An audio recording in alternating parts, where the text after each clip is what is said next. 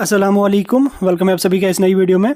तो आज की इस वीडियो में हम प्रिपरेशन सीरीज़ का पार्ट 2 आपके साथ लेकर आए हैं। पिछले वीडियो में हमने लगभग 20 एमसीक्यूज़ देखे थे बायोलॉजिकल क्लासिफिकेशन के सेक्शन से, जो आपको कास्ट कश्मीर और उसके साथ साथ कास्ट जम्मू और जेके बोपी का जो बीएससी नर्सिंग पैरामेडिकल और टेक्नोलॉजी कोर्सेज का इंट्रेंस है उसकी प्रिपरेशन को बूस्ट करने के लिए। फिलहाल आज ये नेक्स्ट पार्ट रहने वाला है, इसमें भी हम बायोलॉजिकल क्लासिफिकेशन से ही लगभग 20 एमसीक्यूज़ आपके साथ डिस्कस करेंगे। तो इस वीडियो को पूरा एंड तक देख लेना, चैनल को भी सब्सक्राइब कर देना और टेलीग्राम ग्रुप भी हमारा ज्वाइन कर देना, लिंक उसकी आपको डिस्क्रिप्शन में मिल जाएगी। तो चलिए वीडियो को स्टार्ट कर लेते हैं। तो 21 क्वेश्चन नंबर यहाँ पे आपको स्क्रीन पे दिख रहा होगा।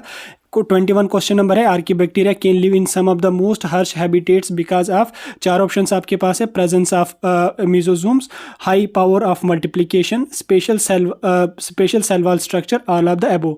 तो इसमें जो राइट आंसर रहने वाला है वो आपका ए पार्ट है, सी पार्ट है, presence of cell wall structure, क्योंकि उसी की वजह से वो हार्श कंडीशंस में जो है वो सर्वाइव कर सकते हैं। उसके बाद नेक्स्ट क्वेश्चन यहाँ पे आपके पास है, following are present in gut of cows and buffaloes and is responsible for the production of methane from the dung of these animals। यहाँ पे चार ऑप्शन हैं, चार में से आपने देख लेना है कौन सा रेस्पॉन्सिबल होता है मीथेन प्रोडक्शन के लिए काउ डंग में। चार में से ऑप्शन पे नंबर 1 है आपके पास मीथेनोगन, उसके बाद थर्मो एसिडोफाइलस, उसके बाद हेलोफाइलस, ऑल ऑफ द अबव। इसका जो राइट आंसर रहने वाला है वो ए पार्ट आपका रहने वाला है। उसके बाद नेक्स्ट क्वेश्चन यहाँ पे आपके पास है, motile bacteria possesses, motile bacteria मतलब कि जो एक जगह से दूसरी जगह तक मूवमेंट कर सकते हैं, cilia, flagella, both A and B, none of the above. उनमें क्या प्रेजेंट होता है, साइलिया या फ्लैजिला।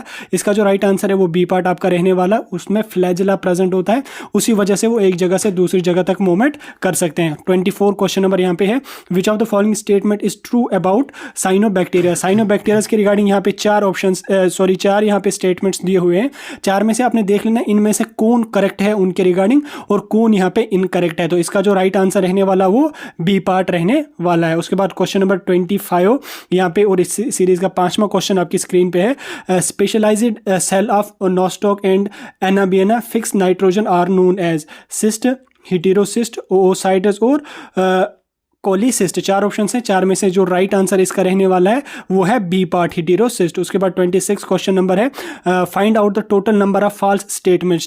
5 स्टेटमेंट्स यहाँ पे दिए हुए हैं, 5 स्टेट में से आपने देख लेना कौन सा यहाँ पे फॉल्स है और सही वाले कितने हैं। तो यहाँ पे जो लास्ट के 4 स्टेटमेंट्स हैं वो चारों फॉल्स हैं, इसमें जो वो राइट हैं और फॉल्स स्टेटमेंट जो है वो ए यहाँ पे रहने वाला है। ऑप्शन आपका जो है वो ए पार्ट इसका राइट आंसर रहने वाला है। एक्सप्लेनेशन करने की ज़्यादा जरूरत नहीं है क्योंकि ये ईजी एमसीक्यूज हैं और ये प्रिपरेशन को बूस्ट करने के लिए आपने प्रिपरेशन ऑलरेडी की होगी, तो ये जस्ट आपको जो है पता चलेगा इससे कि आपकी प्रिपरेशन कितनी है। उसके बाद नेक्स्ट क्वेश्चन यहाँ पे है, question number 27, heterotrophic bacteria help us in curdling of milk, उसके बाद production of antibiotic, nitrogen fixation, all of the above.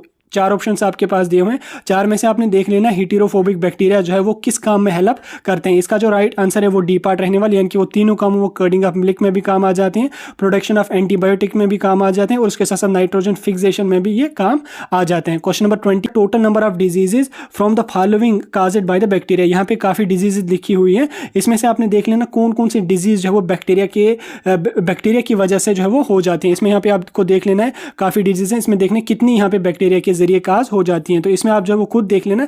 Right answer मैं आपको बताता हूँ, 28 क्वेश्चन नंबर का यहाँ पे आपका राइट आंसर रहने वाला है बी पार्ट, 4 डिजीज यहाँ पे हैं। उसके बाद क्वेश्चन नंबर 29 है, which one is correct about reproduction in bacteria. Reproduction in bacteria के रिगार्डिंग 4 स्टेटमेंट्स यहाँ पे दिए हुए हैं, चार में से आपने देख लेना है कि कौन सा यहाँ पे उनकी रिप्रोडक्शन के मतलब रिप्रोडक्शन के बारे में जो स्टेटमेंट्स हैं इसमें से कौन सा मतलब स्टेटमेंट उसके रिगार्डिंग राइट है। ये जो ऊपर के तीनों स्टेटमेंट्स हैं तीनों राइट हैं, दैट मीन्स कि D part is right answer. उसके साथ साथ क्वेश्चन नंबर नेक्स्ट यहाँ पे है, फॉलोइंग फीचर्स बिलोंग्स टू, यहाँ पे फीचर दिए हुए हैं, complete lacking of cell wall, anaerobic है, उसके बाद स्मॉलेस्ट लिविंग सेल्स है, ये उसके साथ many of them are pathogenic to plants and animals. ये 4 स्टेटमेंट्स दिए हैं, ये आपको देख लेना ये किस में यहाँ पे फिलअप हो जाते हैं। यहाँ पे 4 में से जो आपका राइट आंसर रहने वाला है वो आपका इसमें रहने वाला है डी पार्ट, माइकोप्लाज्मा। उसके बाद नेक्स्ट क्वेश्चन की तरफ हम चलते हैं, which of the following is incorrect about Protista. Protistas के रिगार्डिंग यहाँ पे 4 स्टेटमेंट्स दिए हैं,